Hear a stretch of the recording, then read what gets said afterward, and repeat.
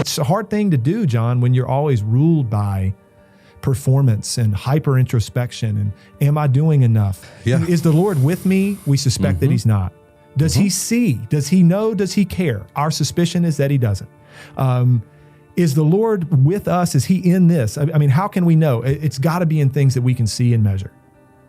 Yeah. Does the Lord, will he really save me? In the end, will I finally be saved? How can I know? I got to do enough. Does the Lord really delight in me? Does he really take joy in saving me? How can I know? I got to be good enough. This is what we do. That's right. Yeah. That's right. What's interesting, I've been doing more and more just reading of the Old Testament. You're in Exodus, so this will resonate with you. It is interesting how much Israel will project on God the theology they received from Egypt. Sure. In that God is transactional, he's angry, he must be appeased. And so it's easier to appease these other gods because they're not as scary as Yahweh. So we're going to go back to these ones. They're not holy like Yahweh is. That's right. And, we kind of know what we're going to get. And so I'd rather take a lesser power and know what I'm going to get.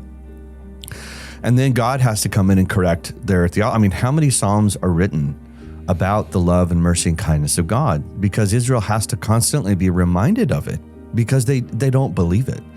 They've never experienced, one, human love that way, but number two, they've never experienced a deity's love and affection in that way. And I think it's interesting that, John is writing this conversation with Jesus and with Nicodemus and Jesus. And the conversation doesn't go like this. God got so fed up with humanity, he finally had to send his son to correct it all. It's not what he says. He says, I know. Oh, the Father loves so much that he sacrificed his son. And then Jesus says, do you want to know what the example of supreme love? There is no greater love. You cannot outlove in this way that someone laid down his life. And that's what I've done. And so when we think about our relationship with the king, it is not based upon a criminal who's I got to do my time and then I can be set free again. And then, hopefully I won't mess up while in prison so that I can get out on good behavior. This is how we live. We live in a constant state of prison with God. And he's like, dear child, I love you. You've been set free. There is nothing that will ever separate you from. So first of all, I gave the ultimate sacrifice, which is my son. And there's nothing that will separate you from my love going forward. And Justin, when we don't take God at his word, we're calling him a liar. And it's not that it's one verse that it's obscure. I mean, how many verses can we quote talking about the sufficiency of God's love for sinners?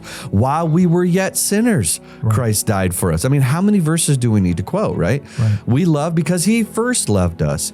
So pietism, it robs us and puts us back into this transactional prison where hopefully we'll get through the probation and God will finally love us because we deserve it.